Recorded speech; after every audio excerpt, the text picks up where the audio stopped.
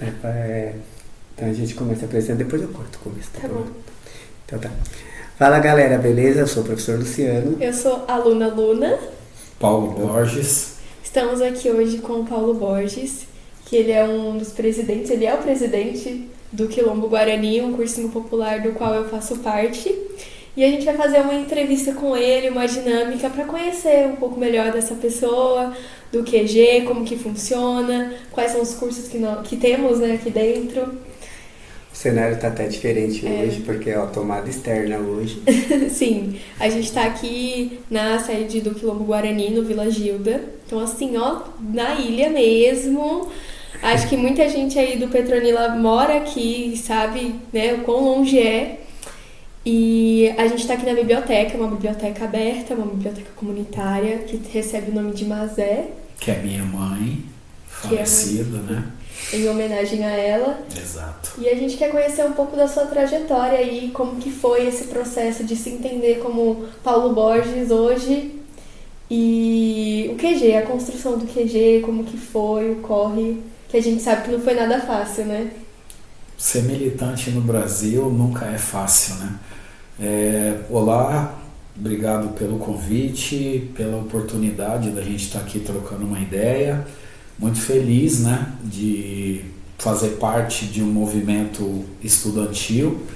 A importância de um podcast numa escola pública é incrível. Eu entendo que as militâncias elas começam nas esferas menores mesmo, então toda a oportunidade que a gente tem de desconstruir o sistema é muito válida. Meu nome é Paulo Borges, como já foi dito, né, 3 vezes.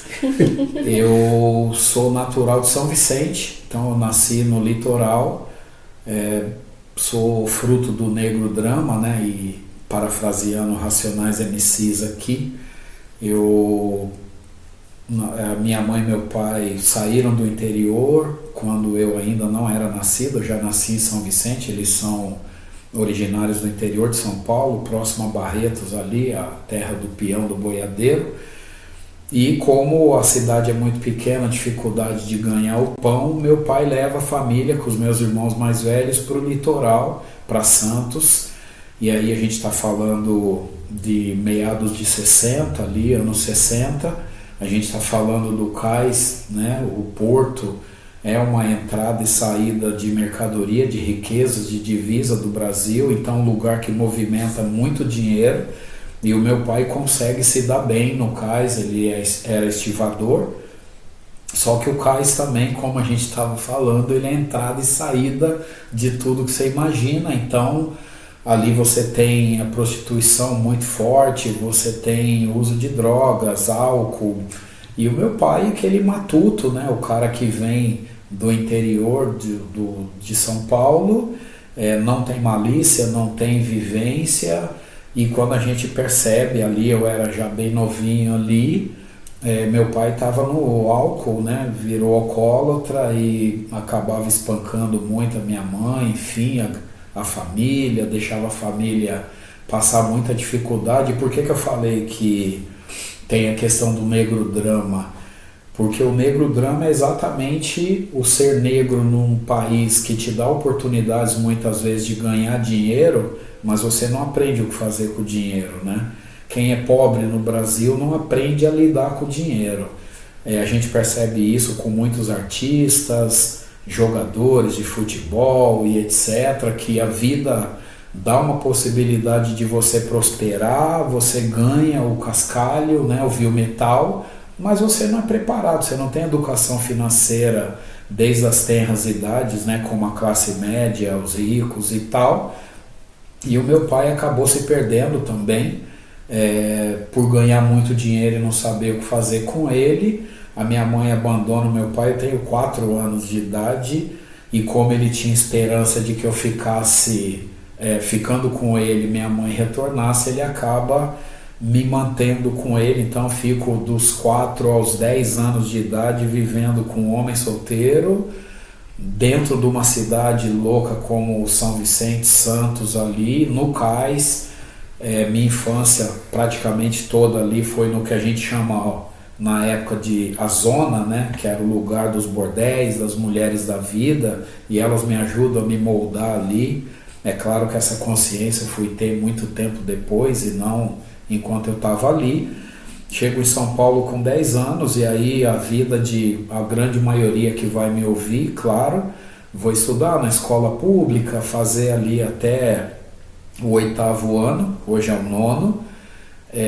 Tinha muita facilidade de decorar, então eu sempre entendi que eu era muito inteligente. Depois eu fui descobrir o que os professores fizeram comigo, né? Eu não aprendi nada, porque quem decora não aprende.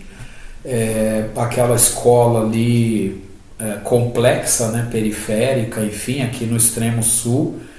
Eu cresci na região da Piraporinha, a região do Jardim Ângela, Jardim São Luís, Capão Redondo. Nos anos 80, que é exatamente essa época que eu estou falando, ela foi considerada a região mais violenta do mundo, ganhou das cidades de Nova York, por exemplo, onde você tem os bairros negros, né? O Bronx, o Harlem ali, o Brooklyn, né? E São Paulo, os lugares mais complexos sempre foram, né, as periferias, e a nossa região, a região do Jardim Ângela, Capão Redondo, Jardim São Luís, foi considerada a mais violenta do mundo, e eu cresço nesse processo ali.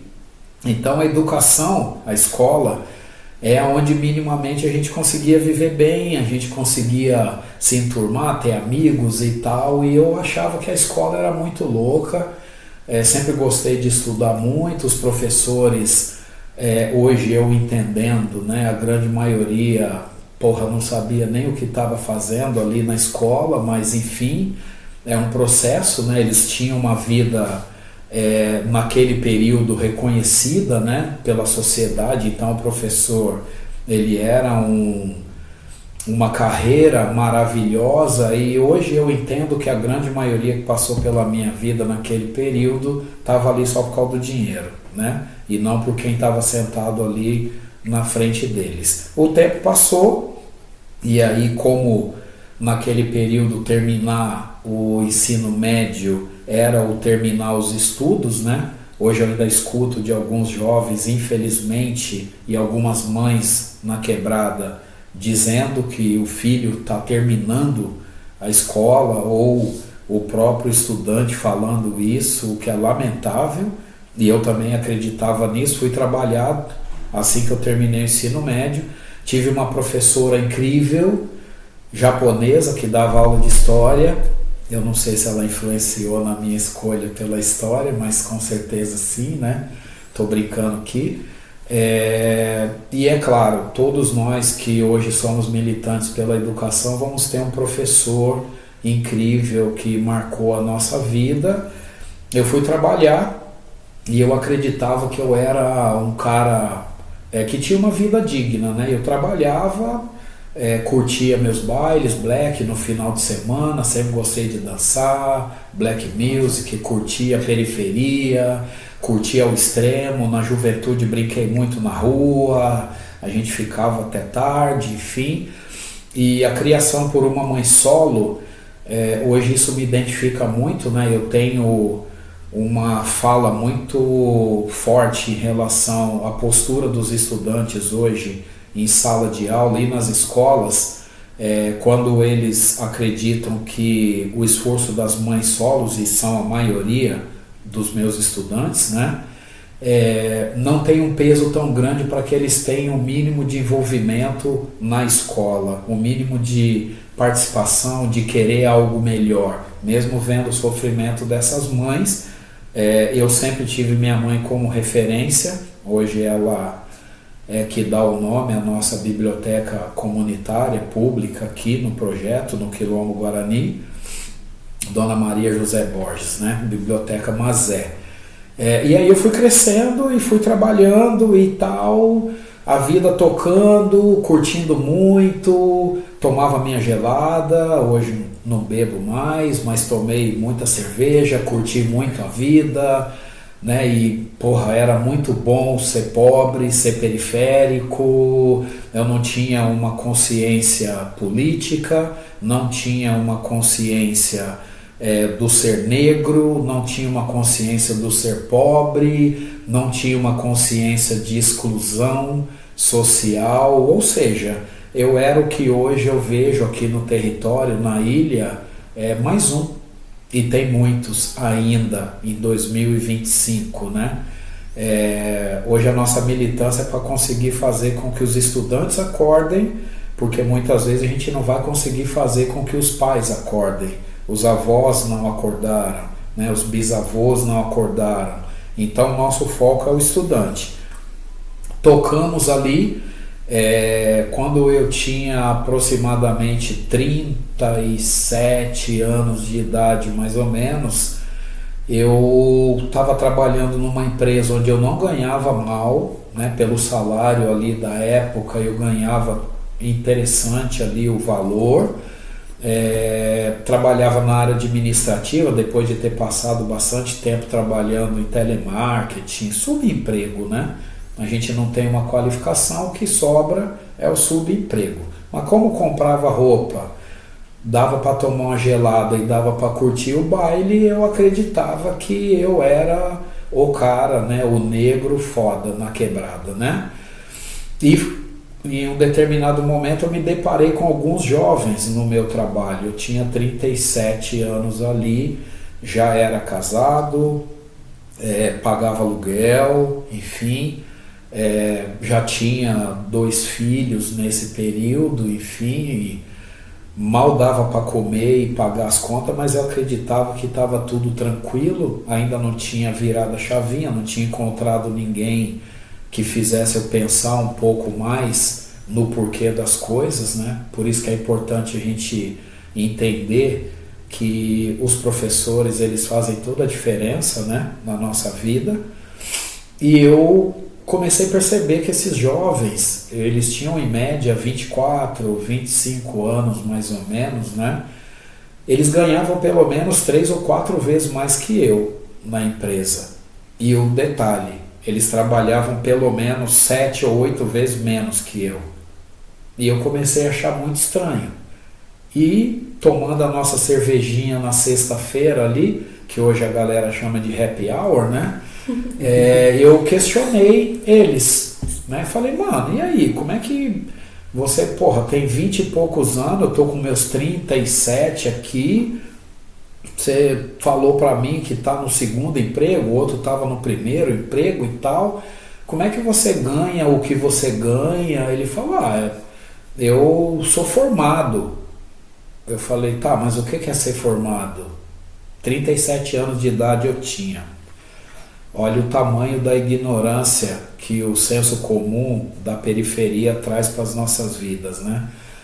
Ele falou, formado, eu tenho universidade. Eu falei, mas como assim? O que é a universidade? Porque para mim, lembra, terminar os estudos era o 3º ano, que era o colegial, né? Que hoje é o ensino médio. Ele falou, eu fiz faculdade. Como que é faculdade? Hoje os nossos jovens que trabalham comigo, pelo menos, com 12, 13 anos de idade, a gente troca essa ideia sobre universidade e etc e tal, né? E eles falaram, então, é assim, depois do colegial, você tal, vai estudar, tá, isso aí, pô, que legal, mas muda tanto a vida, assim, da pessoa, ao ponto de você ganhar 4 vezes o que eu ganho? Sim, por quê? E aí a molecada começou a me explicar. Eu comecei ali a entender que tinham algumas coisas que estavam erradas e que ninguém nunca tinha me contado. Fui correr atrás dessa tal de faculdade e eu descobri que tinha que fazer cursinho para poder entrar na tal da faculdade. Eu fui para a Educafro, que era o único cursinho popular ali na época, que ficava a sede lá na região central, no Largo São Francisco, lá na Faculdade de Direito do Largo São Francisco. Hoje eu entendo o que é você ter um cursinho popular dentro da universidade mais excludente do país, né? O curso de Direito da Universidade de São Paulo, ele só perde para o curso de Medicina em termos de exclusão social, principalmente dos periféricos, dos negros, enfim. consegui encontrar um lugar o mais perto daqui, da região que a gente está hoje.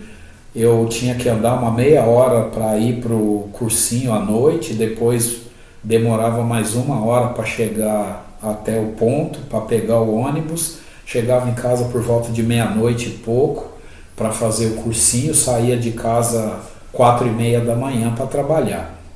Realidade da maioria dos pais de vocês que vão estar me ouvindo aí, né? Mas a inquietação e a vontade de buscar isso que fazia diferença na vida daquela molecada branca de classe média era o que estava me motivando ali. Eu queria dinheiro, eu não estava pensando em nada além. Eu queria uma vida melhor, eu queria ter o que eles tinham, né? Fiz 2 anos de cursinho Educafro, não rolou uma universidade pública, até porque a concorrência é muito louca. E aí eu acabei entrando com uma bolsa de 50% na universidade privada, fiz o curso de História, e o meu curso de História é que de verdade vai dar uma guinada na minha vida, né? Então eu fui para a universidade para ganhar dinheiro, melhorar minha vida financeira. Quando eu entrei na universidade no curso de História, eu conheci um cara. Claro que o curso foi incrível, tive vários professores muito potentes, mas conheci um cara, o nome dele é Marcos Horácio, branco, classe média alta, nunca tinha vivido na periferia, mas ele tinha algo que a minha vivência periférica não me deu, ele tinha conhecimento.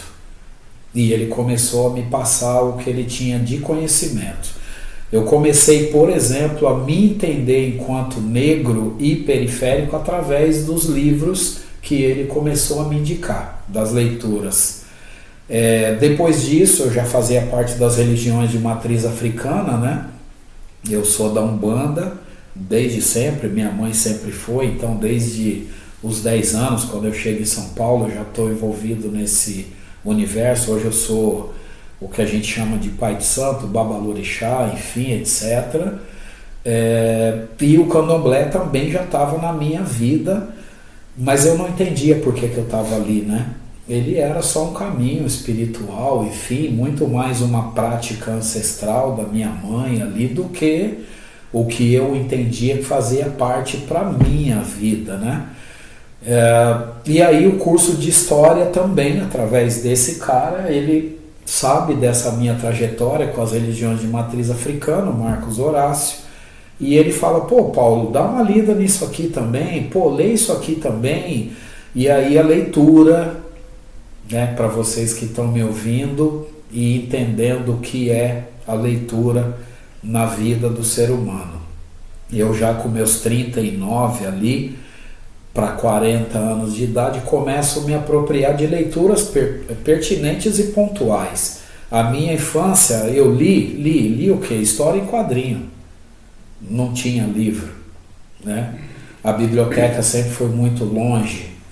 Hoje a gente está dentro de uma biblioteca num território que as pessoas que tiverem interesse, elas podem acessar um planeta aqui dentro, né? A gente tinha que viajar de ônibus até Santo Amaro para acessar a biblioteca pública lá e fazer as pesquisas escolares lá.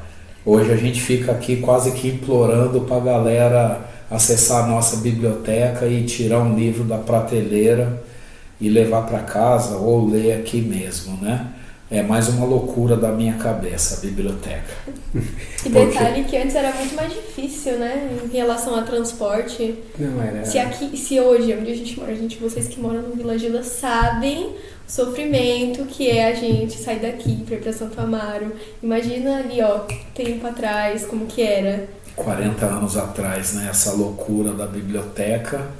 E aí a gente começa nesse processo da leitura. A leitura vai descortinando algumas questões. O curso de História ele vai desconstruindo aquele Brasil ideológico, né, estruturado por militares, né, através dos golpes, através de uma maquiagem, através de uma idealização de um país, né, onde o negro e o indígena, né, o afrodescendente e os povos originários que constroem onde nós estamos hoje, idealiza esse lugar com muito trabalho, né, e com muita exclusão. E também eu entendo que na maioria das vezes não é só a exclusão, é a falta de possibilidade de você ter acesso a entender quem é você, né? Esse processo de apagamento, para mim, ele é o mais louco, né?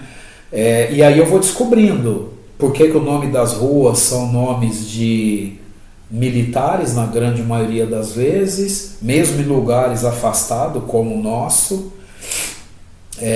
Por que os grandes monumentos, eles não trazem em nenhum momento a questão desse nativo da terra e também desses africanos, pelo contrário, né? Existe toda uma política, e aí a gente chega no X da questão, né? Aí vem a parte política do processo.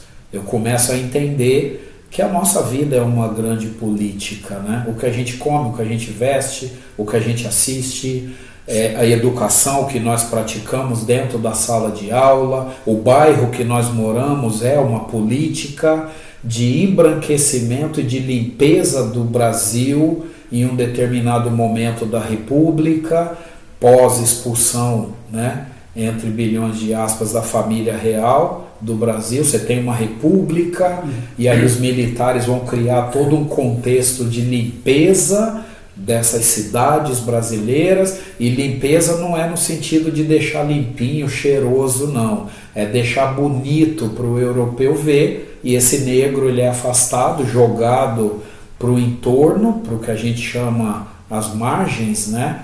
E para as periferias. Por isso que é muito louco, né, quando a gente está falando de marginal, porque o marginal não é quem pratica crimes, né? Quem vive fora da lei. Marginal é quem está à margem, quem não faz parte do centro, quem não está na discussão e na construção de um país ideal. Por isso que tudo que nós fazemos nas periferias é marginal.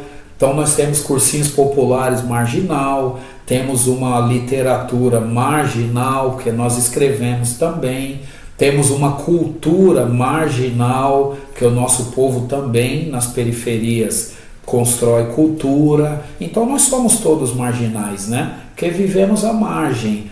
Mas é claro que politicamente os militares vão trazer a ideia de marginal para aquele que comete crimes, e esse negro, pode falar. Não, pode falar. Esse negro, ele vai ser inserido nesse processo marginal, porque ele é liberto e ele é jogado à própria sorte na sociedade brasileira, né? Então você não tem direito a trabalho, não tem direito à terra, não tem direito à escola, à educação, não tem direito à saúde, só que você quer sobreviver. Você faz o que muitas vezes? Você comete pequenos furtos, pequenos delitos, e vai se criando a imagem, né, idealizada e estilizada por essa república do negro bandido, o negro marginal. E até hoje, em 2025, você está num lugar escuro, na mesma calçada que uma pessoa mais clara, é risco iminente para ela, porque você é marginal, você está estigmatizado por uma história que foi construída, e a faculdade de História ela vai me trazendo esse Brasil que eu não conhecia, e que muitos que estão me ouvindo agora, infelizmente, também ainda não conhecem, né?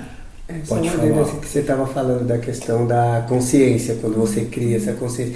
Eu acho isso muito interessante, porque assim, se a gente pegar a década de 90, por exemplo, década de 90 ninguém queria ser negro. Era o quê? Todo mundo era moreno. Não, eu sou negro. Porque a gente tinha essa visão, não tinha essa questão da aceitação. Eu lembro que, porque essa era até assim, como era passado pra gente, quando você falou da educação. Em 88 eu estava na segunda série. E aí foi os 100 anos da abolição da escravatura, e a gente tinha que fazer um trabalho sobre isso. Aí a gente comprava um jornal, que era o Globinho, que sempre vinha o tema do mês para fazer um trabalho.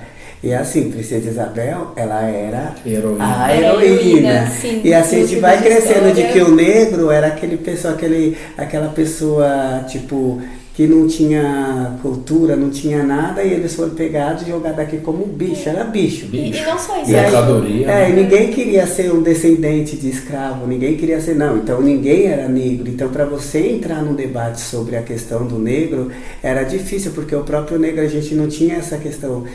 Não tinha essa questão da aceitação da negritude, você descobrir a sua negritude. Eu acho que, então, assim, acho que até no seu caso, por isso também demorou um pouco para essa questão, porque não era na década de 80, 90, a gente não tinha essa discussão, né? E sempre foi visto como uma coisa muito pacífica, né? Não se fala sobre as resistências que teve. Tem uma música que eu gosto muito da Brisa Flow, que ela é uma mulher indígena, e ela cita várias pessoas indígenas dentro da história que lutaram contra tudo isso.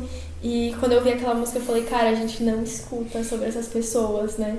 E a mesma coisa na história do Brasil. Você só vai ter essas questões dentro do currículo nos últimos 10 anos só. Depois da Lei 10.639, que é instituída por um governo, né? Que também traz a questão do Enem, a questão das cotas, enfim, etc. e tal. E aí eu não sei se pode falar aqui ou não, enfim, não perguntei antes, mas vocês pesquisam e vão verificar que governo que é esse, é onde você traz uma visibilidade, porque tem uma obrigatoriedade para ser trabalhada dentro da sala de aula. E aí os livros, né, o material didático, ele passa por uma revisão, uma atualização, e aí questões como a resistência dos povos originários, a resistência dos povos escravizados, hoje está no livro didático, mas se a gente pensar antes da Lei 10.639, esses temas eles não eram debatidos, não estavam nos livros, e a ideia é que as pessoas entendessem que de verdade o Brasil ele foi construído por uma elite portuguesa, fortalecido por militares, estruturado, pensado para dar certo por uma Europa, né? E esse povo escravizado e os povos originários, que também, claro, foram escravizados, esse povo não teve participação nenhuma na construção desse país. Então Pedro Álvares Cabral, os acasos, né, do descobrimento, e não dá mais. Em 2025 não dá mais, né? A gente hoje pensa não uma história do Brasil, mas a gente pensa uma história dos povos que construíram essa nação. E dentre eles, os principais vão ser os negros escravizados e os povos originários, né? Mas isso, assim, ainda existe uma resistência, assim, né? Eu vejo isso, assim, por parte de uma discussão dentro da escola, assim. Porque eu tive ano passado, acho que a aluna estava lá, que eu queria fazer um evento da consciência negra, não deu certo, assim, mas eu fiz um mural que foi polêmico, mural. Não deu certo, é complicado, hein? Deu certo. Aí eu fiz assim, um mural, então eu quis colocar personalidades negras que de algum jeito fizeram parte da história, coloquei cantores, artistas. Perfeito. Então e fiz uma parte que era sobre a questão das religiões de matriz africana. Então eu coloquei a criação do mundo segundo a lei de Yorubá, porque eu acho muito necessário a gente trazer, que até você falou da questão da Umbanda, eu acho muito necessário a gente trazer essa questão da ancestralidade do negro. Sim. Porque assim, até assim, pelo fato assim, eu não sou da religião, mas eu conheço muito, que eu fui pesquisar tudo, até o pessoal fala, mas eu falo, não gente, mas eu conheço, até assim, para tirar esse estigma, tudo. E aí quando eu coloquei a frase lá, nunca foi sorte, sempre foi Exu. Se eu tivesse colocado nunca foi sorte, foi Deus, não teria dado polêmica nenhuma. Mas o fato de ter colocado Exu, qual é o problema de ter Exu ali? É um Deus como qualquer um, a religião, ela... Então, assim, é uma coisa que para as pessoas, tipo, a religião de matriz africana, ela sempre foi vista de uma maneira muito estigmatizada. Então, assim, tudo que é de religião africana, de matriz africana, é ruim, ela é coisa pro diabo, que é o que eles falam mesmo. Sim. E assim, a minha ideia dentro da escola é justamente quebrar esse paradigma e mostrar que não, que eles acreditam que a religião, ela tem... Eu acho que toda religião, ela é boa e tem aqueles que deturbam ela. Uhum. E a religião africana, ela não é diferente, pelo contrário. Eu falo, gente, eu conheço muita gente que é de Umbanda e são pessoas que têm uma energia tão boa, uma pessoa com uma... que eu falo, gente, é que é difícil você encontrar. Não, e assim, dentro da própria escola, um espaço educacional que ali dentro você tem várias opiniões, lembrando que aqui é um país laico, né? Com muitas aspas, e você ter esse tipo de censura, porque realmente, né, você até escreveu censura. Eu coloquei censura quando então, tiraram. assim, dentro da própria escola, você vê isso, é muito problemático, né? Saber que você sabe que tem professores, que tem pessoas dentro da coordenação que não concordam e que querem apagar isso, e é muito complicado, né? E triste. E triste. Eu acho que o mais louco, pensando, né, com a cabeça de vocês aqui também, eu volto um pedacinho e aí a gente avança, né? O cara que vai me dar a possibilidade de ter contato com leituras muito pertinentes e acadêmicas relacionadas à Umbanda e ao Candomblé é um cara branco, de classe média alta, que nunca tinha pisado no terreiro, mas ele tinha o conhecimento da leitura. E através do curso, da formação de história, eu vou descobrir que o que eu pratico há muitos anos está nas escrituras, tem livros, academicamente falando, escrito. Entendeu? Então você vai entendendo que a ideia do conhecimento, ela descortina totalmente o ser humano ao ponto de você desprender das suas crenças na maneira da prática e te leva para uma elevação para você se apropriar dessas crenças quanto conhecimento. Eu sou um praticante das religiões de matriz africana há mais de 40 anos. Eu não falo de religião dentro da sala de aula. A sala de aula é um espaço acadêmico, é um espaço de conhecimento. Eu não dou aula de religião. Se eu tiver num curso de religião, a gente vai falar de religião. Se eu estou num curso de história, como é o meu caso, a gente vai falar da história. E na história, religião é uma esfera de poder, a questão política é uma esfera de poder, a questão econômica é uma esfera de poder e a sociedade, ela permeia essas três esferas aí. Então, em algum momento, a gente vai colocar a religião lá dentro. Não importa se é de matriz africana, se é a religião dos povos originários, se é o catolicismo, se é o judaísmo, as religiões neopentecostais. Então a gente vai entendendo que o conhecimento, ele consegue te preparar tanto para a vida ao ponto de fazer com que você consiga se despir das suas ideologias e começar a entender o contexto da essência, né? Então quando a gente está falando de 20 de novembro, não é uma imposição do professor ou de um grupo de estudantes, isso é histórico, é uma reparação histórica de um grupo que foi excluído durante 350 anos da história do Brasil, e que quando você traz o 20 de novembro, e é claro que quem está me ouvindo, eles estão aqui, já ouviram esse termo, mas se tem o 20 de novembro, Dia da Consciência Negra, por que não tem o Dia da Consciência Branca? Isso, nossa, é tão absurdo. O que acontece? Você só pega uma pauta para você bater em cima, para você trabalhar aquilo, para você desconstruir, quando essa pauta não é trabalhada em momento algum. Você não precisa falar de questões brancas no Brasil, porque faz 500 anos que é só o que se trabalha no Brasil.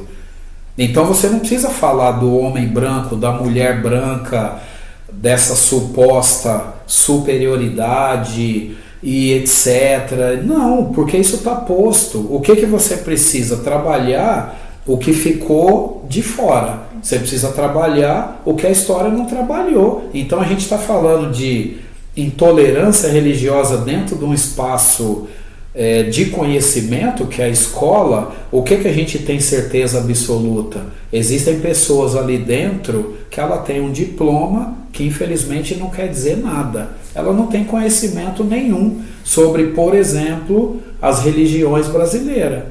E aí você está formando opiniões sobre o quê? Você está dentro da sala de aula falando sobre o quê? Porque o jovem, ele tem o professor como referência o tempo inteiro. E esse professor, ele tem ideologias, então ele está usando a sala de aula para quê? Para perpetuar a ideologia dele?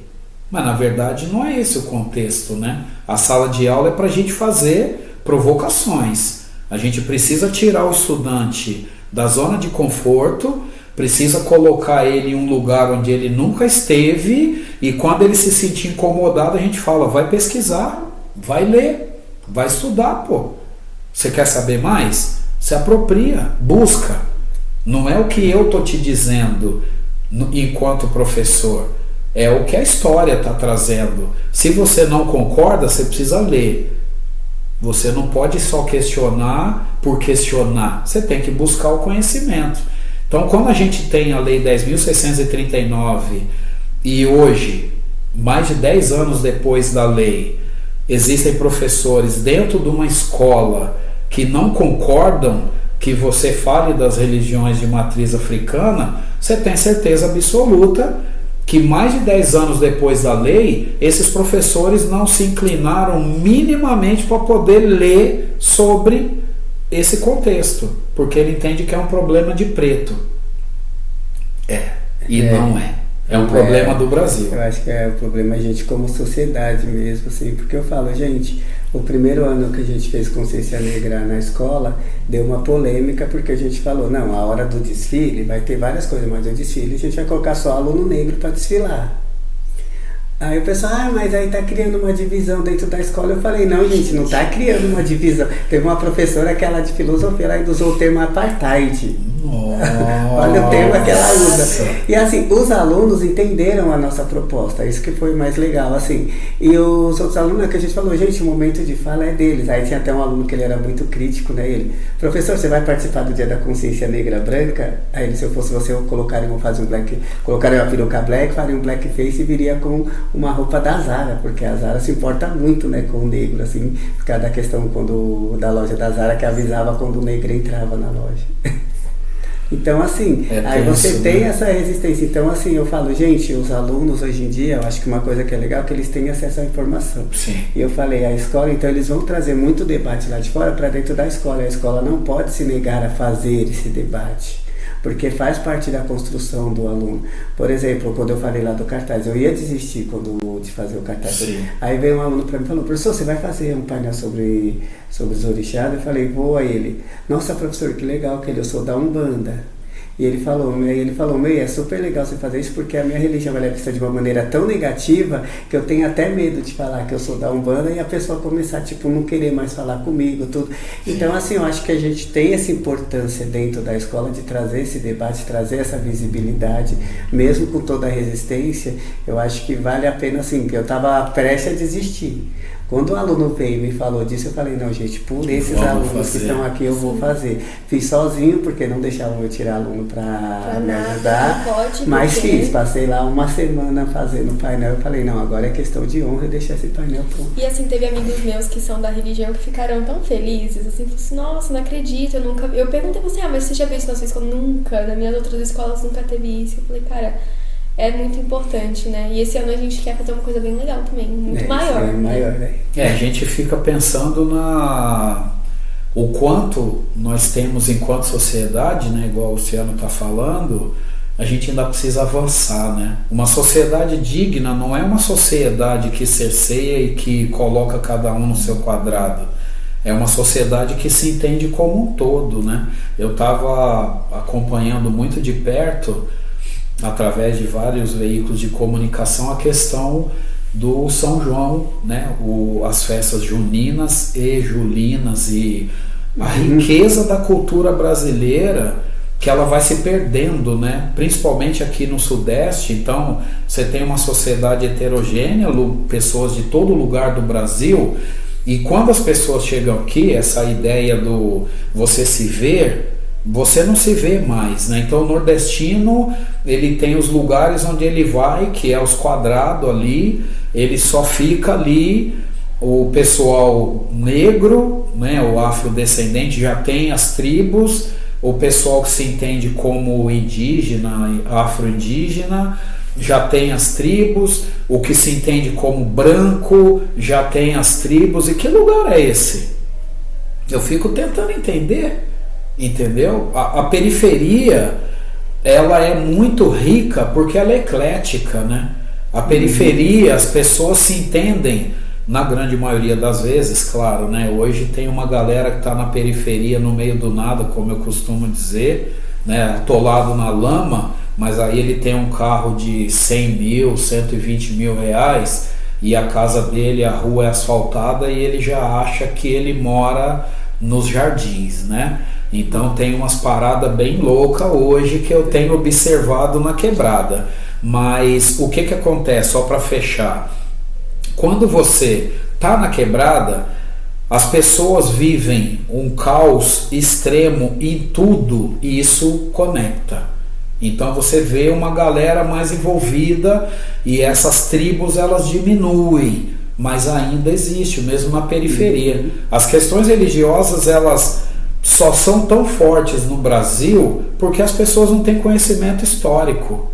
Então, quando você está falando de negros que hoje são adeptos às religiões neopentecostais, muitos deles, se não a grande maioria, acabam adentrando a essas religiões exatamente com medo de assumir a sua ancestralidade e fazer parte das religiões de matriz africana, que é muito mais saudável, tranquilo você se dizer católico ou neopentecostais, né, crente, enfim, cada um usa o termo que quiser, porque você não vai sofrer nenhum tipo de assédio, você não vai sofrer nenhum tipo de exposição, as pessoas vão te aceitar. Hoje a religião de matriz africana ela é muito, e acabou de sair o censo, ela está embranquecendo, porque o branco ou quem tem a pele clara que entende a religiosidade e ele consegue se identificar, ele consegue migrar dentro dessa religião e sair na rua no outro dia com fio de conta e as pessoas não acham estranho. E o negro, se ele põe o fio de conta, todo mundo afasta, ninguém senta do lado dele no ônibus. O que ele faz? Ele migra para as religiões onde a visibilidade social ajuda ele a sobreviver. Então a gente tem conceitos no Brasil, e a gente está falando de religiosidade, mas permeia a questão de gênero, a questão da busca do trabalho, né? Você vai buscar trabalho e o cara fala, onde você mora? Ah, eu moro lá no Aracati, Pava, Vila Gil. Onde fica isso? Ah, nós estamos às margens da represa do Guarapiranga. Não consegui entender. Ah, Jardim Ângela, já ouvi falar. Eu estou a meia hora depois do Jardim Ângela. Qualquer pessoa que mora mais perto, a sua vaga já foi. Mesmo você tendo a pele clara e mesmo sendo homem. E aí se você tiver a pele escura, se você for mulher, e se você for mulher da pele escura, você vai ficando cada vez mais fora do processo. Porque a nossa sociedade ela é hipócrita, né? Antes de você chegar com o seu currículo e dizer quem você chega onde você mora, qual o seu gênero, a cor da sua pele, antes de chegar ao seu currículo e a sua competência. Então, morar nos extremos é muito louco. Você ser mulher e mulher preta na periferia é louco. Você ser homossexual é muito louco. Enfim, a gente vive num país hipócrita. E aí eu não estranho vocês terem dificuldade de fazer o 20 de novembro dentro de uma escola, principalmente se essa escola está mais centralizada. Exatamente. A outra escola que eu dei aula no começo do tempo embate, mas hoje em dia eu acho muito legal que assim, virou o carro-chefe do ano, o diretor mesmo fala, gente, eu posso abrir mão de qualquer projeto dessa escola, mas de consciência negra não. E a gente cada ano fala um tema, ano passado a gente falou sobre, eu falo porque eu não vivo, eu saí da escola, mas eu sempre estou lá, né? Sim. E assim, falou sobre ancestralidade, então tocou bem fundo nessa questão. No ano anterior a gente falou sobre o colorismo também, porque é importante quando a gente fala da questão negra e tal.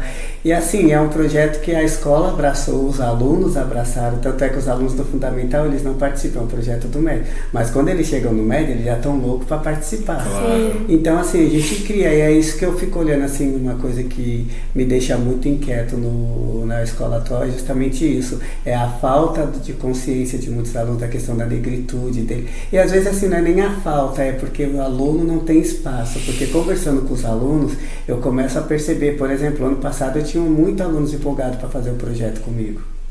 Sabe, eu tenho aluno que saiu no final do ano e fala, ai professor, mas ano que vem se você conseguir fazer o projeto, me chama que eu venho. E acho que o aluno se identificar com o espaço escolar, porque é uma coisa que a gente não vê. O aluno não entende que o espaço é público e o público é dele. E a gente vê várias coisas acontecendo, materiais sendo quebrados, porque não se entende que é dele. E isso é uma coisa que eu bato muito na tecla dentro da escola, é o aluno entender que esse é o seu espaço. E como que ele vai entender que é seu espaço? Ele se vendo nele. Então a gente, por exemplo, fez um mural de giz para os alunos escreverem. Isso foi incrível, a gente juntou todo o terceirão, escrevemos.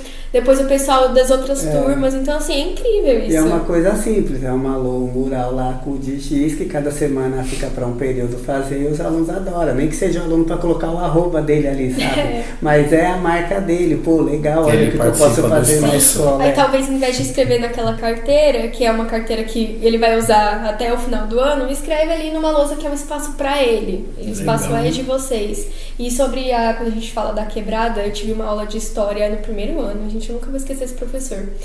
E ele passou... professor, gente. Meus professores mudaram a minha vida. Meu professor de sociologia é o Bruno, que eu quero trazer pro podcast, e o André de história. Ele passou sobre a história da militarização que teve em alguns países da África. E ele mostrou as atrocidades, né? Que foram feitas, braços sendo mutilados em crianças. E o pessoal que estava sentado na frente estava dando risada, fazendo piada. Pessoas, tipo, eu estudava numa escola que era era centro, mas a comunidade de lá era toda do Capão. E você vê, e eu olhava para aquilo e falava, gente, eu estava chorando, assim, pensando como que isso aconteceu e essas pessoas estão rindo. E aí meu professor ficou meio puto, né? Compreensível, ele ficou, pô, vocês estão vendo isso, tipo, e vocês estão dando risada? E aí ele, né, depois eu fui conversar com ele, eu falei assim, então você não acredita na empatia? Eu tinha um pouco de medo de falar com ele, né, então eu falei assim, você não acredita na empatia, professor? Aí ele falou assim, não é que eu não acredito na empatia, eu acredito que quando você vive a mesma coisa, você tem compaixão. Então eu sinto que é muito isso que acontece aqui dentro, sabe?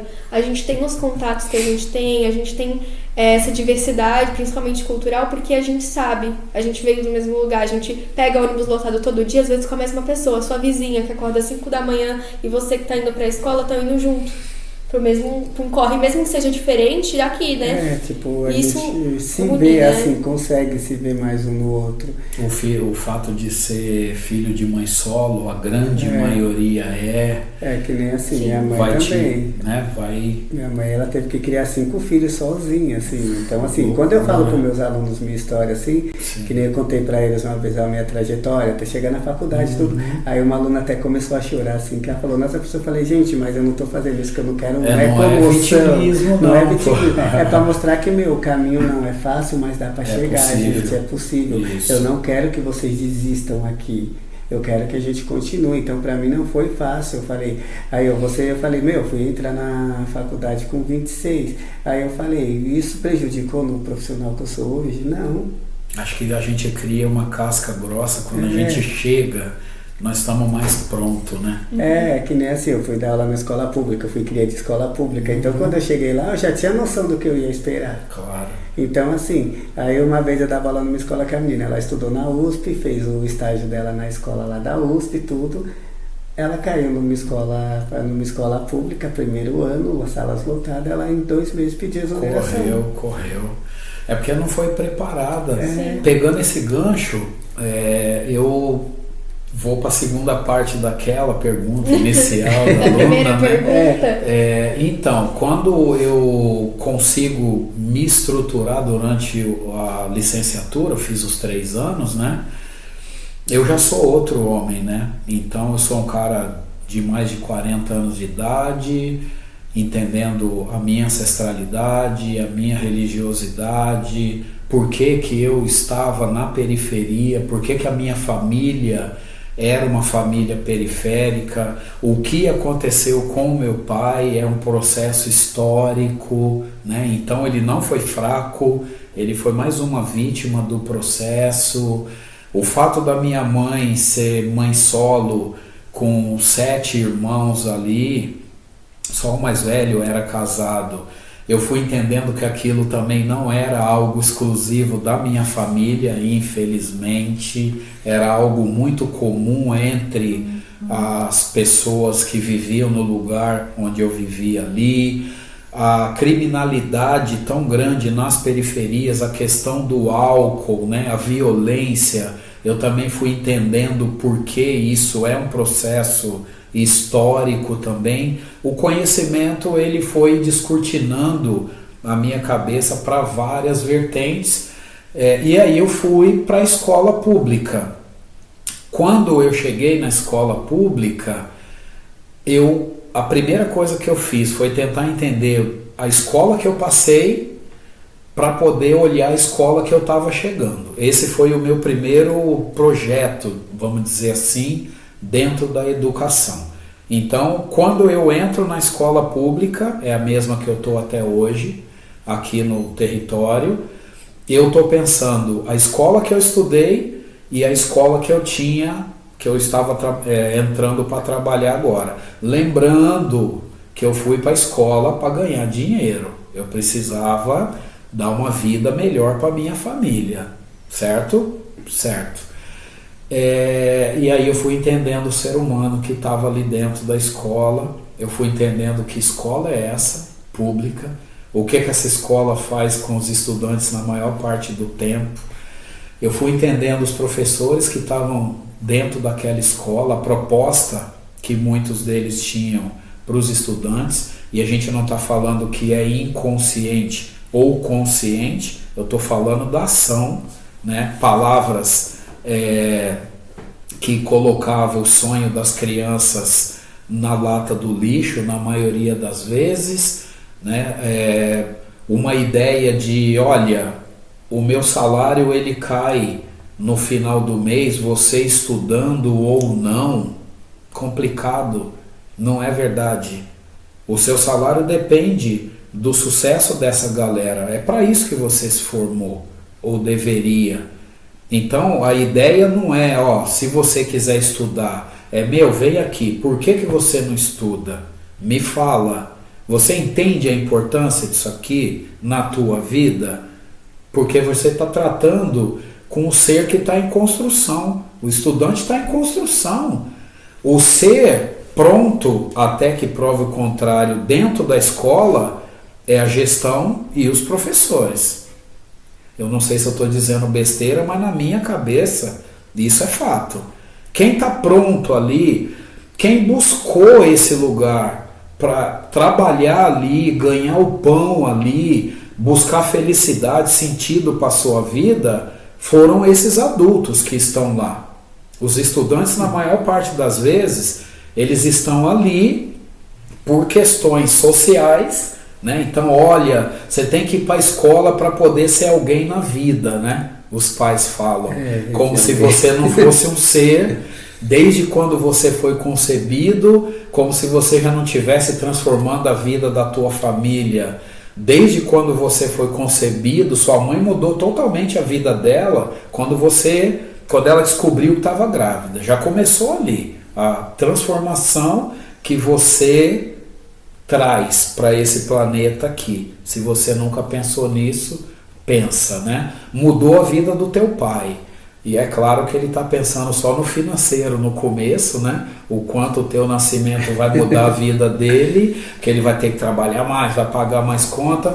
Mas quando você nasce, ele começa a ver o quanto conviver com um ser tão incrível que é uma criança muda a vida dele também, ele pai, quando existe na família, claro, né? E quando você está na escola, você é um ser em construção. A obrigação desse profissional chamado professor, a responsabilidade dele com esse ser é a mesma que ele tem com o filho dele.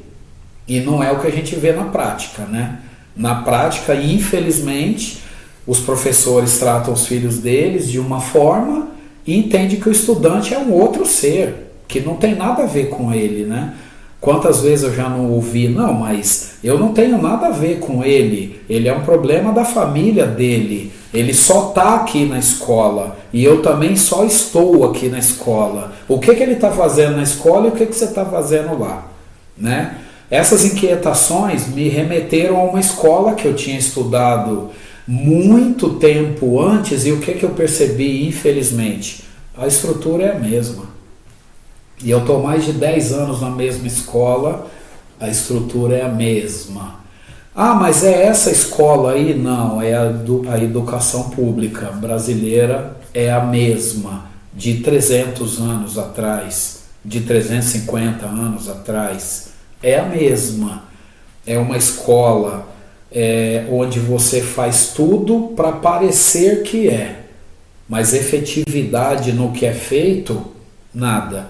E aí eu me incomodo. No primeiro ano que eu estou na escola, eu olho os estudantes, eu percebo que a galera do ensino médio, a grande maioria não termina o ensino médio, infelizmente, ali nos anos de 2000 e pouquinho, né? Início dos 2000. Esses estudantes, eles não terminam, 2013 ali eu estou chegando, 2012, a grande maioria da galera do ensino médio não termina. Tinha muita evasão escolar. Evasão gigantesca. Só tem uma escola que oferece esse ensino médio noite, porque o jovem periférico ele tem que trabalhar.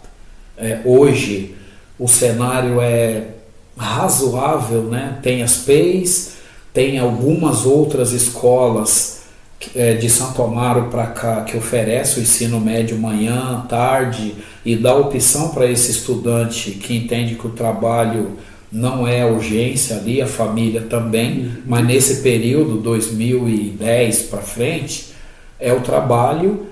Aí eu falei para vocês que lá na minha infância, 40 anos atrás, a prioridade era o trabalho, antes até de terminar o médio. Eu volto para a escola 30 e poucos anos depois e continua a mesma realidade, né? Os estudantes hoje o Fundamental 2, que é a 8ª série na época, hoje é o 9º, a grande maioria deles sem perspectiva nenhuma ali, né? Então você falava numa sala de 8º ano, pô, o que vocês pretendem da vida? Qual o projeto de vocês para os próximos anos? Interrogação. Nenhum. Chegava numa sala de 3º ano do médio, em 2012 ali, pô, e aí, o que vocês estão pensando para a vida de vocês? Interrogação, nada. Ou por falta de oportunidade ou por falta de esclarecimento, mas a realidade é que não acontecia nada aqui no território.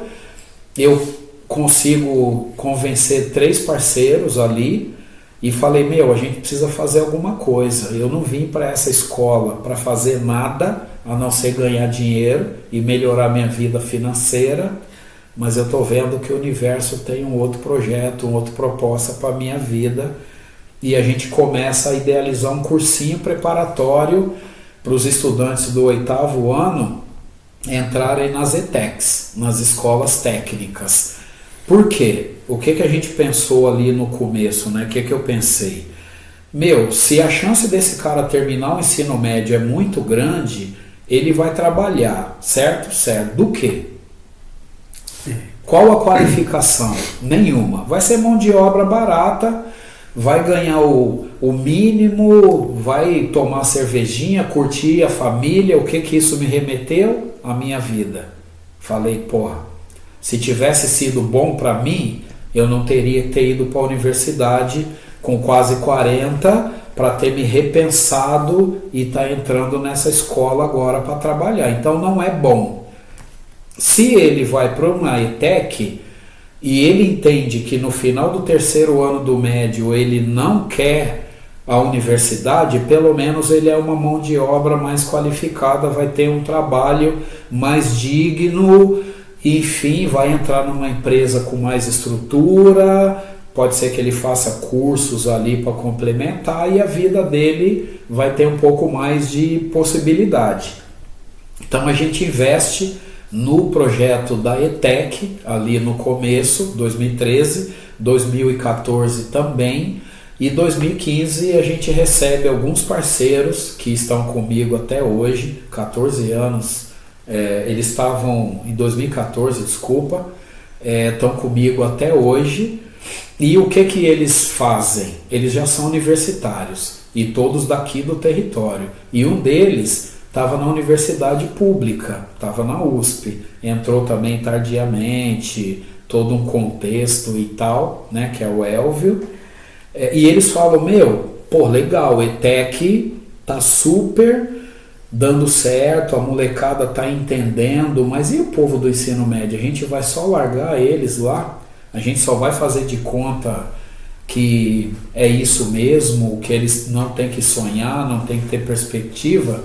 E aí nasce o pré-vestibular. Em 2015 foi o nosso primeiro ano. Isso a gente ainda está dentro da mesma escola, onde eu trabalho até hoje. Ficamos ali até 2016. Lá em 2015, algumas questões assim para a gente adiantar e também muito pontual. Quando a gente fala em preparatório para a ETEC, os professores da escola dizem, mas os estudantes que passarem é um pessoal a menos aqui na escola. Então eles estavam preocupados de perder estudantes no ensino médio, na escola, e não entender que a gente poderia pegar os estudantes potentes, aqueles que de verdade o olho brilha numa sala de aula, e dar um caminho um pouco mais estruturado. Até hoje é assim, viu, galera? Desde 2013, todas as vezes que a gente está propondo o ETEC, e nesse momento estamos fazendo isso, começa em agosto, muitos professores da mesma escola ainda olham como, ele vai tirar os bons alunos daqui e a gente vai ficar sempre com os alunos ruins. Também não tem essa visão de tentar entender o aluno que está lá, por que ele está lá, como que fazer esse aluno também, o olho dele brilhar, né? Isso é uma coisa que eu vejo muito. E a oportunidade, né, Luna? Eu entendo que o papel do ser humano é trazer para o outro o que ele entende que é importante. Se a pessoa vai querer ou não, isso é uma questão da escolha dela.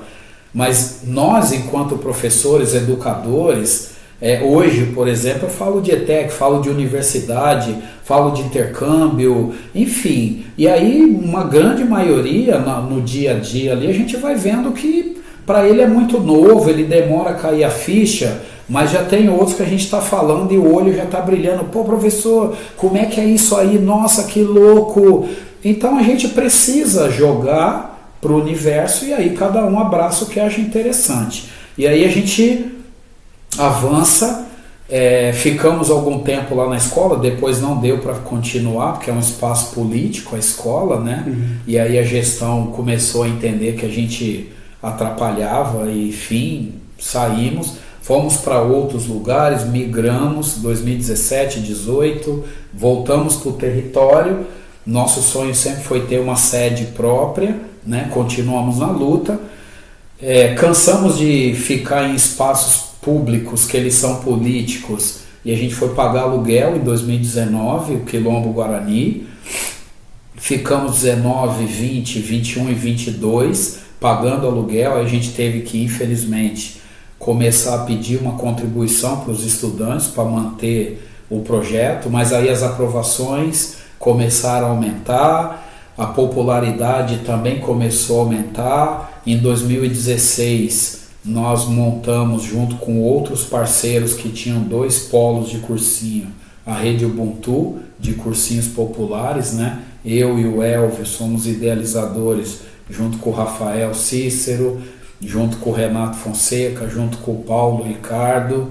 Hoje a Rede Ubuntu tem 5 polos aqui no território e a gente fica muito feliz, né, de ter feito parte dessa história desde o início, ainda somos parceiros ali, e a gente começa a ter ali um aumento gradual do número de estudantes aprovados, tanto nas ETECs como nas universidades. E a gente sempre focou na universidade pública. Professor, você quer dizer que se o estudante daqui do Quilombo for fazer pelo ProUni uma universidade privada, vocês vão dizer não vá? Não é isso que a gente está dizendo. A gente está dizendo que o nosso estudante ele tem que ocupar a universidade pública, porque é bancada pelo nosso dinheiro. Nós, pobres, periféricos, pagamos impostos e mantemos uma instituição que historicamente exclui o pobre e privilegia quem tem dinheiro para pagar uma universidade privada. Então o sistema ele é inverso. Por isso a gente briga muito para os nossos irem para as universidades públicas.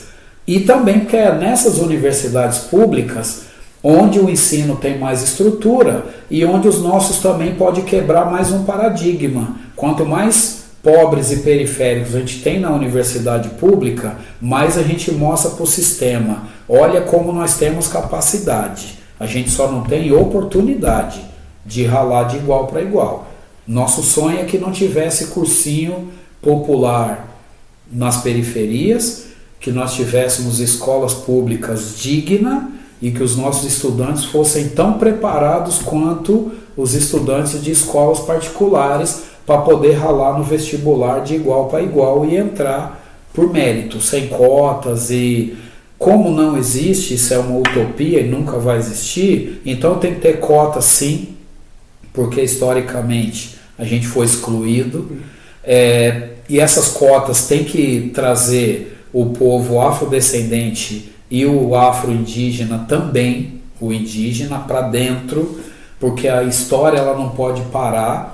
A gente também entende que os cursinhos populares eles precisam de mais estrutura governamental, porque hoje é tudo feito do coração, da alma, desde o tempo da Educafro, né, até hoje. Não tem uma política pública para os cursinhos populares. Em 2022 nós ganhamos o prêmio LED da Globo.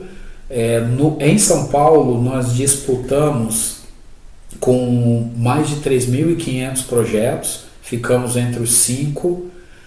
A nível Brasil eram quase 7.000 projetos e nós ganhamos como um dos 5 projetos transformadores da sociedade brasileira através da educação. Esse prêmio jogou o Quilombo Guarani para uma outra esfera. Nós éramos um projeto social sem nenhum tipo de documentação, como a maioria ainda é. Hoje nós somos regulamentados, nós somos uma empresa, temos CNPJ, eu estou presidente do Quilombo, né? Tem eleição a cada 4 anos. Aqueles 4 loucos de 2013, hoje nós somos quase 50 pessoas que fazem o Quilombo Guarani acontecer. Daquele projeto inicial do pré-ETEC e o pré-vestibular, 2 anos depois, hoje nós temos o curso de inglês. Em 2023 nós iniciamos esse projeto. Eu entendo que os estudantes eles precisam dominar um segundo idioma para abrir fronteiras para esse mundo globalizado. Nós temos que ter certeza que os estudantes periféricos eles têm total capacidade de viajar, fazer intercâmbio em outros países, assim como os estudantes de escolas particulares, quem tem dinheiro. Nós também estamos idealizando agora para agosto mais 2 projetos do Quilombo Guarani. O primeiro é para estruturar os estudantes nossos que estão nas universidades, para a gente diminuir a evasão, né? Diminuir a possibilidade deles desistirem da universidade. E a gente sabe que eles sofrem muito, né? Quando entram, sofrem com exclusão, defasagem pedagógica. E aí vocês vão perguntar, mas eles não fazem um cursinho? O cursinho prepara eles para entrar na universidade, para passar no vestibular. O cursinho não prepara eles para o que a universidade vai trazer para eles a nível de currículo. e a defasagem ela aparece lá e acaba sendo um fator ali de desistência de muitos deles, né? Então nós estamos preparando uma formação, vai começar em agosto, trouxemos muitos dos nossos que estão nas universidades para voltar para o Quilombo, para se estruturar, para não desistir da universidade e também para não desistir do território. Vou fazer um adendo aqui, sabendo que a gente já falou muito, mas acho que é muito importante. Outra conclusão que nós chegamos ao longo do tempo, né, Luna e Luciano, os nossos estudantes, quando eles vão para a universidade, por morarmos nas periferias, nos extremos, a grande maioria deles acaba tendo que se mudar do território para ficar mais perto da universidade e dar conta da universidade. Senão ele acaba não conseguindo se deslocar, acaba sendo humanamente impossível ele estar no território, permanecer na universidade, esse ir e vir demora muito, é cansativo, ele não produz o que ele poderia lá. Só que cada estudante nosso que entra na universidade e vai embora do território, enfraquece o nosso território e enfraquece o nosso trabalho. Por quê? A gente pega os estudantes ali num processo de transição, segundo, terceiro ano, tentando entender quem é ele, o que ele quer para a vida dele, que universidade, qual o curso, enfim. E durante o tempo que ele fica no cursinho, ele vai se preparar, ele vai fazer simulados, ele vai entender as carreiras, as profissões, ele se decide. A gente também prepara ele enquanto cidadão, para ele entender o que é ser periférico, militante, negro, pobre, e que isso não é demérito, que isso fortalece ele, e aí ele vai para a universidade. Só que ele está pronto para poder lutar junto com a gente pela causa da educação. E quando ele entra na universidade, ele vai embora. Cada vez que ele se afasta mais do território, ele vai enfraquecendo tudo aquilo que ele desenvolveu quando ele estava junto com a gente.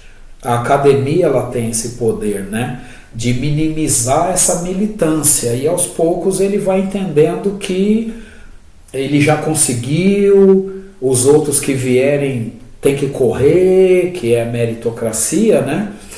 E a gente tem que ficar começando todos os anos o mesmo processo com a nova turma, de fortalecer tudo de novo, e aí quando eles estão prontos eles vão embora e a gente começa de novo. Então essa formação, que é Jovens Potentes, o nome dela, ela traz eles e estrutura eles mesmo estando dentro da universidade, para eles não perderem o vínculo com o território, para eles serem voluntários dentro do projeto.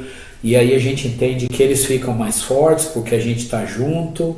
O Quilombo Guarani também fica mais forte porque tem eles ali ainda, e eles são exemplos para os que ainda estão na luta, na correria para entrar. Eu acho que essa questão do exemplo é importante, assim, eles precisam ter alguém para eles se espelharem, porque às vezes, olha assim, eu estava conversando com o pai ontem na reunião, aí ele falou que o filho dele quer comprar, do terceiro ano, quer comprar uma moto para ser entregador. Que ele, pai, isso já tá bom. E o pai dele falou, eu ralei. O pai dele contou também, foi aquela história de ter que demorou para acordar, então foi correr. Hoje em dia o pai dele é bancário. E ele falou, eu sei o que eu passei para sustentar vocês. Aí ele, não é desmerecendo a profissão, mas isso não pode ser o seu objetivo de vida. Claro, é muito Ele isso. falou, isso não pode ser o seu objetivo de vida. Tudo bem, se você quer comprar uma motinha para você começar ali, ganhar seu dinheiro, tudo, mas você fazer disso o objetivo, se eu comprar minha moto, for trabalhar de entregador, já tá bom? Não. Então a gente precisa trazer pessoas para mostrar, tá vendo? Existe coisa mais que isso, tá vendo? Isso aqui, é um passo, isso aqui pode ser... Eu até encontrei um aluno uma vez trabalhando no Habib's à noite. Aí ele falou, professor, que eu sei que ele não, professor, mas eu tô fazendo faculdade de... Aí eu tô aqui, mas eu tô fazendo faculdade de Direito. Falei, nossa, que legal. Ele falou, não, isso aqui é só temporário. Falei, não, ainda que você não tivesse, se você tivesse só aqui também, não é demérito, você tá trabalhando. Porque ele ficou meio assim, né, quando ele me viu tudo. Aí eu falei, mas agora eu fiquei super feliz de saber que você tá fazendo a faculdade, você tá correndo. Não, isso aqui pra mim é só pra poder me sustentar na faculdade. Falei, Fechou. nossa. É muito legal. Então aí você traz essa galera para mostrar, para dar um exemplo, para falar, olha que legal, é muito... E o exemplo real, né? É, um exemplo porque real. Eles continuam no território ainda. E a molecada que tá ali, ó, tipo, eles falam, meu, eu tava até um tempo atrás, eu tava aqui igual vocês, dentro dessa escola, e agora não, agora eu tô aqui, ó.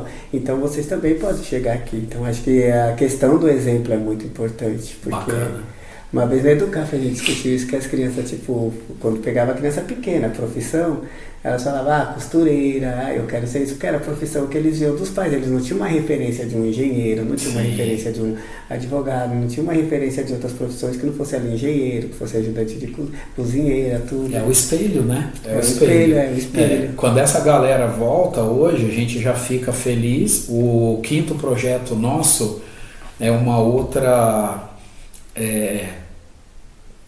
questão minha, né? Outra angústia minha, né? E alguém tá nos ouvindo aí pode pensar, pô, mas é só ele que pensa essas coisas? Não, eu sou o cara que nasci para me incomodar com o sistema e hoje eu tenho ferramenta, que é a educação. Antes da universidade, as angústias até vinham, mas elas passavam, né? Porque aí o senso comum toma conta, fazer o quê, né? Isso mesmo, e faz parte, né? Hoje não, hoje a gente sabe que não faz parte, não, que a gente tem que correr. A gente tem acompanhado, Luciano e Luna, os últimos pelo menos 5, 6 anos da educação aqui em São Paulo, no nosso território, e a gente tem entendido o quanto as crianças deixaram de aprender, né? Nós estamos assim muito tristes porque quando a gente falava de analfabetismo, ele existia, sempre existiu, mas ele estava centralizado nas regiões mais complexas ali, principalmente do Nordeste ali, local onde as crianças começavam a trabalhar muito cedo, saía da escola, não conseguia se alfabetizar, porque tinha que trabalhar na roça.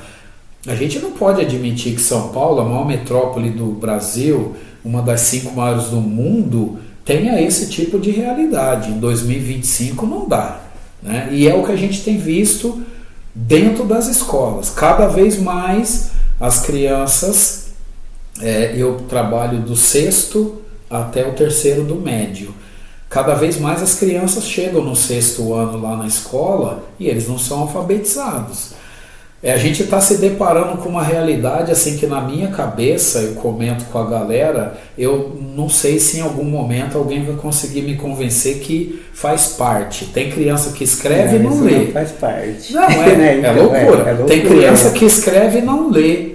Tem criança que lê, mas não escreve. E eu não consigo entender em que momento que um está desassociado do outro, né? Só que a gente aqui no Quilombo Guarani, no território, nós não somos aqueles que fica tentando encontrar explicação ou ficar só cobrando do governo, e a gente arregaça a manga e trabalha. Então hoje nós temos um projeto que chama Letramento e Alfabetização. Ele sai do papel agora em agosto e nós vamos pegar as crianças do 3º, 4º, 5º, 6º e 7º ano para ajudar as escolas a conseguir alfabetizar e letrar essas crianças o mais rápido possível, porque nós entendemos que o futuro do Quilombo Guarani, ele depende dessas crianças. Se a gente não fizer nada, em algum momento nós vamos pensar em ETEC. Essas crianças não vão saber nem ler no 9º ano. E aí se não tem ETEC, como é que você pensa o pré-vestibular? Se você não tem as crianças prontas para o pré-vestibular, como é que você pensa um segundo idioma, um inglês, futuramente um espanhol? Como você quer que essa criança sonha se a gente acompanha no dia a dia dentro da escola e quem não é letrado, ele vive num mundo paralelo? Ele está alheio ali a tudo que está acontecendo na sala de aula. O analfabeto funcional, o número não para de aumentar. Exatamente, eu falo isso assim, eu me assusto às vezes, até porque eu falo, gente, trabalho com redação. E você vê assim que os alunos, eles não têm senso crítico, eles não conseguem entender nas entrelinhas. Até um exemplo que eu vou falar assim, eu passei para eles Memórias Póstumas de Brás Cubas, e aí eu coloquei lá, qual é o intuito do Brás Cubas quando ele faz o emplasto? Todo mundo. Vai o quê? No óbvio. Ah, acabar com a melancolia. Não, gente, ele queria perpetuar o nome dele na história, porque para ele o pior mal da humanidade é a melancolia. Então eu vou lá e acabo com a melancolia, meu nome vai ser falado o resto da vida, vai perpetuar o nome. E eles não conseguem enxergar por causa justamente isso, é o analfabetismo funcional. Ele consegue ver o que está na cara, mas ele não consegue micro, ver o que está por trás. Sim, ele não sai do micro, né, do universo mínimo ali. É muito complicado. Então a gente vai atacar mais essa esfera, né, mais uma falha do sistema, mais uma falha do governo, mais uma falha da educação pública.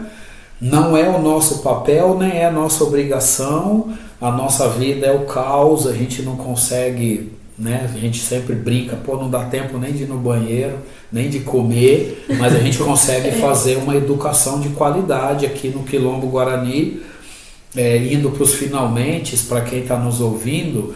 O Quilombo Guarani é um lugar onde os estudantes eles são protagonistas, então quem organiza, quem estrutura, quem diz para nós, quem é o termômetro de como as coisas estão acontecendo é o estudante.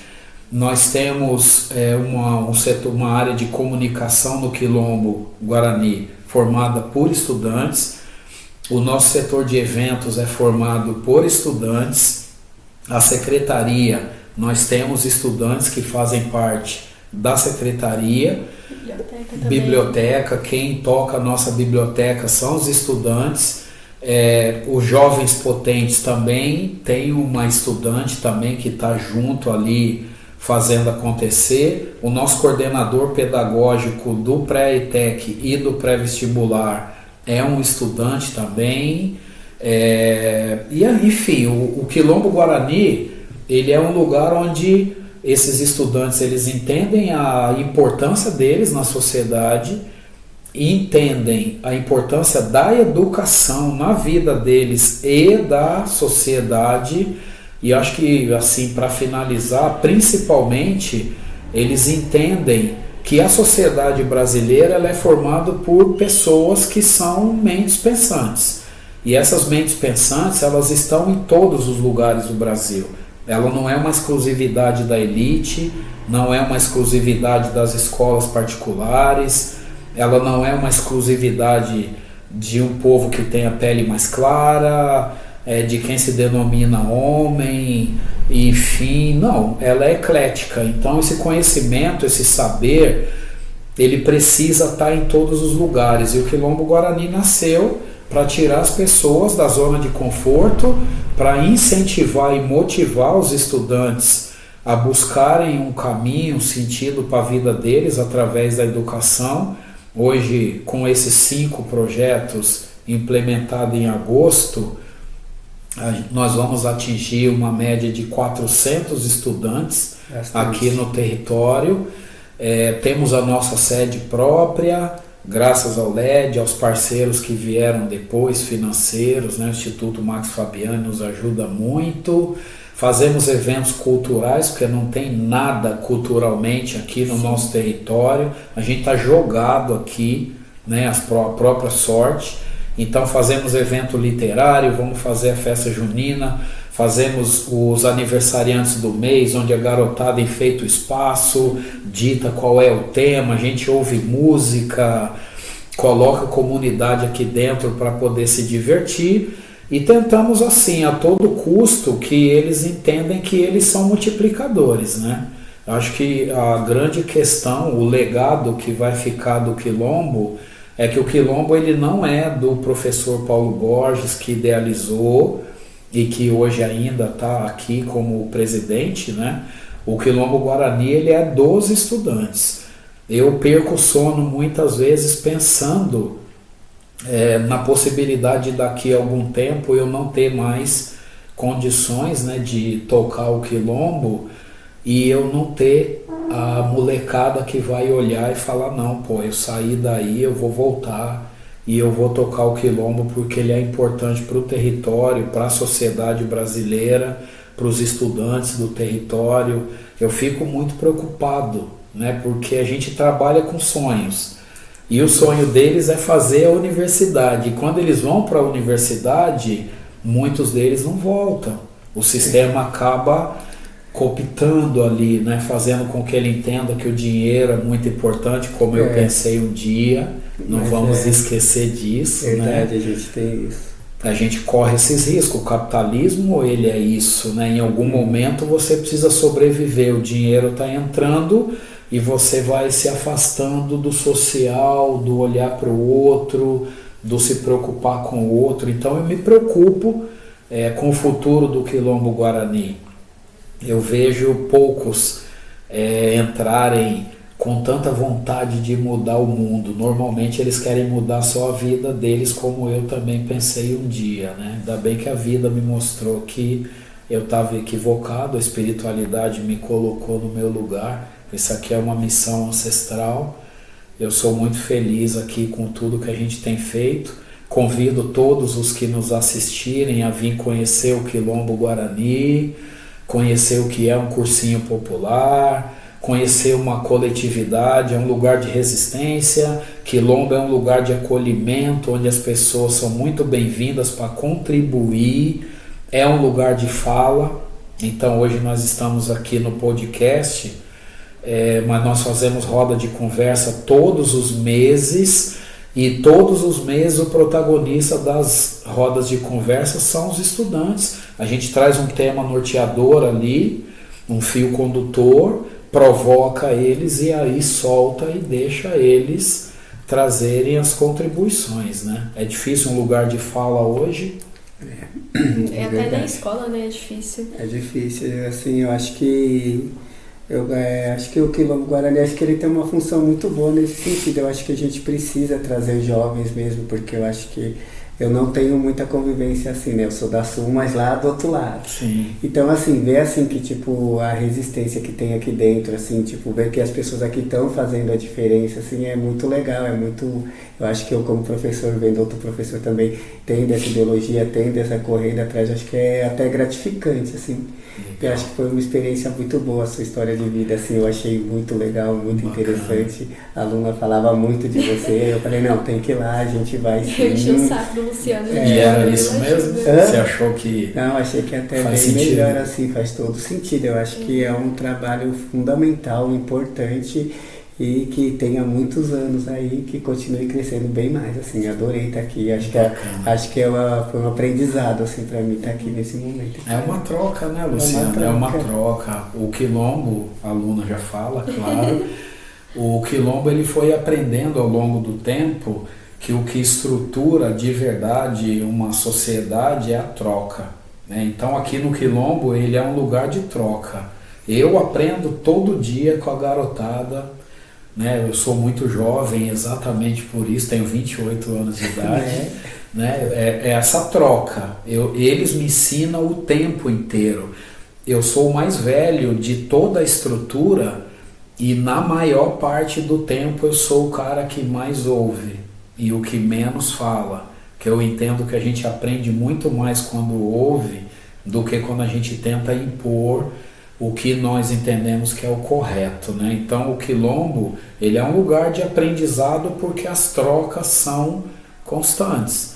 E a gente vai fazer uma campanha para o Luciano vir para o Quilombo Guarani. Estou lançando a campanha no podcast. Sim, vocês que estudam com ele, quem não estuda, mas que vai ter acesso, Luciano Quilombo Guarani 2026. Nós queremos você aqui.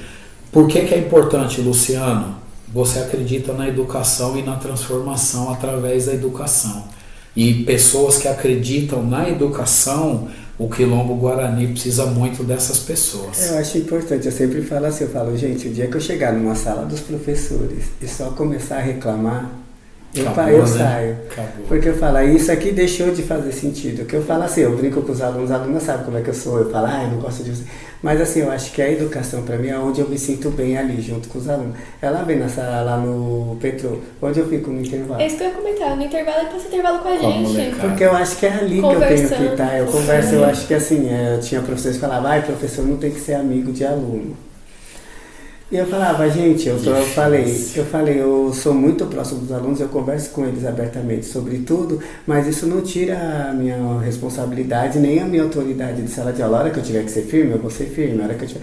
Mas eu ter essa proximidade, eu acho que ajuda muito a questão sala de aula. Não tem dúvida. Então, assim, eu ouço eles, eu entendo eles. Você é parceiro deles, cara. Então, assim, eu até acho assim, eu fui trabalhar na FEI que tem tutoria, e eu falava, gente, eu já fazia tutoria antes de trabalhar numa FEI, porque os alunos tinham essa liberdade de vir conversar comigo, a pessoa está acontecendo isso.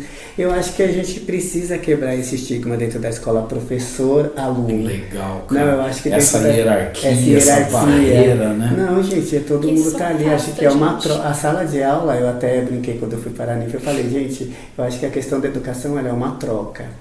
Eu falei, a gente está em constante troca ali. Eu deixo um pouco de vocês, de mim, vocês deixam um pouco de vocês. Para mim, essa troca ela é constante. Então, a gente, na educação, a gente está se desconstruindo e se construindo o tempo todo. A gente nunca é uma unidade. A gente faz isso, a gente se desconstrói no ano, se constrói de novo, desconstrói com cada aluno novo. Então, eu acho que a educação ela é isso, ela é a questão de você desconstruir e você se reconstruir todo dia, sempre que você está ali. Perfeito. Quem não tem essa possibilidade ou disposição está fora. Assim, não é uma tarefa fácil, mas é uma tarefa necessária. Fala, Luna. Tá angustiada aqui, ó. Pode comentar, Luna. É que você pega dois professores falando. Eu já imaginei. Sou a única mulher aqui, os caras monopolizando a conversa. Eu acho que é um adendo para chamar os professores também que escutarem. Não desistam da gente, sabe? E dos alunos que escutarem, a gente não desistiu de vocês. Isso é uma coisa que eu queria ter escutado há muito tempo atrás e eu imagino quantos alunos, colegas meus não escutaram isso. E quando a gente fala de educação, eu acho que se perdeu muito o significado da educação. E a educação é uma coisa muito ampla, como o Luciano falou, é uma troca e não se tem essa visão de muitos professores com os alunos, sabe? E pensar que a gente também é uma resistência, professor em sala de aula é uma resistência, aluno querer aprender é uma resistência, aluno querer ir para uma faculdade e se não passar no terceiro, passa no próximo e no próximo e tá tudo bem. Isso. E acho que entender que vocês também não estão sozinhos, sabe? Eu tô no terceiro ano, então assim, imagina o meu pânico, eu quero fazer ciências sociais, gente, eu vou morar no porão do QG, eu já falei aqui, porque assim... Bijuteria ela já faz, então. Entendeu? Eu já faço meus acessórios, então assim, vou vender minha arte na praia, mas é isso, sabe? É algo que eu gosto de fazer, é algo que eu quero aprender e é algo que eu quero voltar, tá aqui, sabe? E lutar pelo território e fazer um convite a todos vocês que moram longe. Inclusive, eu sempre posto as minhas coisas do Instagram, que eu participo aqui do QG, e muita gente me pergunta onde é. Eu falo, gente, é lá no Vila Gilda. E as pessoas, onde é isso? Eu falo, gente, onde eu moro? Onde é? E aí tem muita gente que quer vir conhecer aqui, tipo, que mora no Capão, gente da minha outra escola. Então, assim, venham. A gente vai ter a festa junina dia 13. Isso. Por favor, venham. Vai ser muito legal. Vai ser um evento também cultural, né? Sempre então, é. A gente quer fazer uma sala imersiva. Não sei como nós vamos fazer isso, porque eu sou da parte de eventos também. Nossa. E assim, o desespero que nós estamos pra tentar entender como e aonde vai ser essa sala imersiva... Falta menos de uma semana. Não comenta. Mas vai dar certo, vai dar certo. Vou dormir aqui no QG. E assim, eu como estudante também do Quilombo Guarani, sei como é importante pra mim. Eu acho que aqui a gente encontrou muitas pessoas, né? Em uma das vezes que acabou a aula, a gente saiu daqui com alguns colegas nossos, o Richard, o Levi, e a gente estava comentando sobre a sua trajetória e como que dentro desses 10 anos, a diferença que você já fez na vida de tantos estudantes. Você e os outros professores, as outras pessoas que participam, os estudantes que voltaram. Mas, cara... 10 anos. 10 anos. Parece 10 anos. Tão pouco, ao mesmo tempo é muito. Mas olha tempo. tanto, aqui a gente tem uma lista de aprovados gigante, sabe? Tanto da ETEC quanto do pré-vestibular. E a gente tava pensando, então assim, a gente também vê que não desistir, sabe? Que a gente acreditar nos nossos, acreditar onde a gente tá e continuar unido, principalmente. E acho agradecer. Que muito louco também, Luna, a gente nunca termina, mas tem que terminar. Sim. Quando você fala da lista dos aprovados, né? E aí eu não estou puxando sua orelha nunca, né? É só a maneira de ver o processo. Quando as pessoas olham de fora para dentro, o Quilombo e os outros cursinhos populares, enfim, a visão é, porra, lá prova muito, então eu quero ir para lá. De verdade, a transformação, ela não é feita na vida só de quem é aprovado.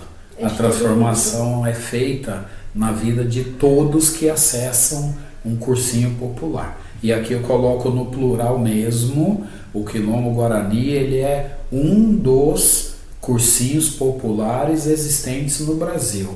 A vida de quem acessa um cursinho popular, ela nunca mais vai ser a mesma. Nunca mais. Então, galera, não importa se é no Quilombo, na Rede Ubuntu, no Carolina de Jesus, no Uniafro, Educafro, não interessa qual é o cursinho popular.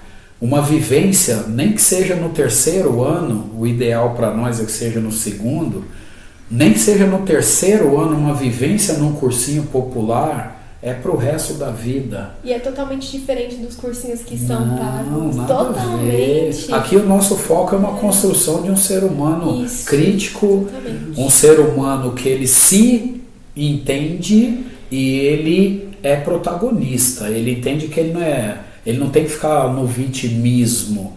Ele tem que correr atrás, ele tem que buscar estar no lugar onde lhe cabe. Sim. Ele tem que abrir essas portas, essas janelas, essas frestas.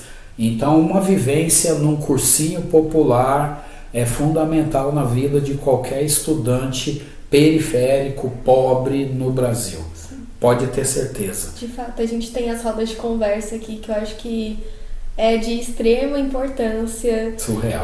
Enfim, todos os eventos que a gente tem aqui dentro, a gente tem uma biblioteca, inclusive o pessoal que mora próximo ou não, quiser vir conhecer. Necessário, lugar para estudar, notebook, sim, internet, bancada. Que às vezes é uma estrutura que a gente não tem em casa e você tem um espaço aqui dentro do território que você pode acessar. Silêncio. Sim. Material didático, a gente tem uma biblioteca especializada só em cursinhos. Né? Todos os materiais do ângulo, do objetivo, do etapa, do poliedro, coleção completa, só para quem quer estudar para cursinho.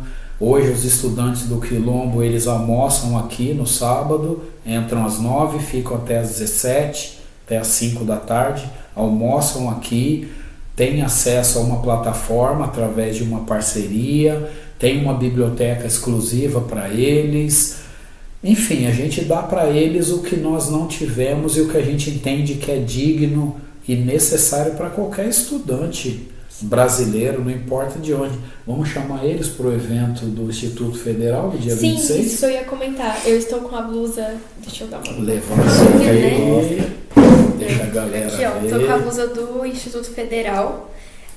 Para quem não sabe, vai ter um Instituto Federal aqui no Jardim Ângela e eu acho que isso é uma vitória, né? Porra, nossa maior gigante conquista enquanto movimento, cara, nos últimos 30 anos. E acho que diante de tudo que a gente falou sobre os jovens ocuparem os espaços, não somente a gente, mas os nossos pais, nossos avós, Sim. Vai ter uma audiência pública no Jardim Ângela. Eu vou passar a localização tanto no podcast, vou deixar tudo na descrição, no meu Instagram, no Instagram do Grêmio, da Algima. No Instagram da escola também. No Instagram da escola também, não posso esquecer o Instagram da escola. E vai ter no dia 26/7, vai ser um sábado, vai ser às 2 da tarde, então assim, é um horário tranquilo. A audiência vai durar por volta de 2 horas, eles são bem pontuais com o horário. E quanto mais gente for, melhor. Mais força o movimento ganha, né? Pra gente entender o que é o Instituto Federal, como que vai funcionar dentro do Jardim Ângela, né? A sede vai ser próxima ali do hospital Jardim Ângela. Contempla todo mundo, Sim. até a galera do outro lado da represa, né, da Sim. região do Grajaú e tal, contempla o Instituto O Federal. pessoal que mora pra lá do Veracruz, Sim. que mora no Embu das Artes, a gente sabe Quem como tá é perto difícil. da Ponte do Socorro, Sim. porque vai ser o mais perto de todos. O mais perto hoje fica lá na Armênia, E é lá na porque- Ponte Pequena. Que já tá desenrolando agora pra agosto, então a gente vai ter cursos já em agosto, 2026 já pra tá com tudo assim funcionando. Então, Exato.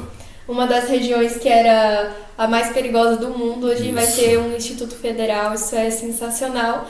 E quem quiser, quem puder ir, né, vá. Eu vou estar lá também, então se vocês quiserem entrar em contato comigo pra gente ir junto, às vezes, né, o pai e a mãe não deixam, eu entendo como é complicado, porque eu também já fui a aluna que não podia sair pra uma manifestação porque os pais não deixam.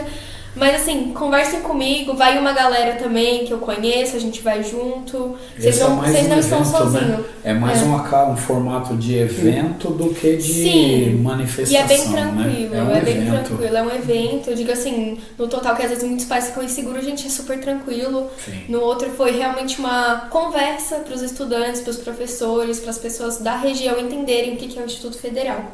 E venham também para a Junina, que vai ser muito legal. Dia 13. Dia 13. Obrigado pela oportunidade, Luciano, Luna, Lulu, a dupla aí. Lulu, verdade. Eu fico muito feliz mesmo de ter a oportunidade de ter um lugar de fala dentro da quebrada, na periferia, de contar a história do Quilombo e de fortalecer também muitos que vão nos ouvir para entender a importância de um cursinho popular, a importância da educação na vida de quem não nasce com dinheiro no Brasil, a resistência das nossas raízes, fortalecer nossas ancestralidades, quebrar os paradigmas, né?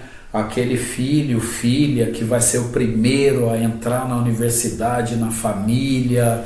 A gente precisa muito que esse senso de que o sol nasceu para todos e que a gente consegue ter uma vida digna no Brasil sem ter que sair do país para poder vender nossa mão de obra por qualquer coisa fora, isso precisa estar muito implícito aí na cabeça de todos. A gente que agradece, acho que foi uma conversa muito boa, acho que foi um momento de aprendizado, até agradecer por você ter arrumado um tempo pra gente. A gente sabe como a gente sabe que é ser corrido. Então foi isso, gente, espero que vocês tenham gostado e até o nosso próximo podcast. Tchau. Obrigado.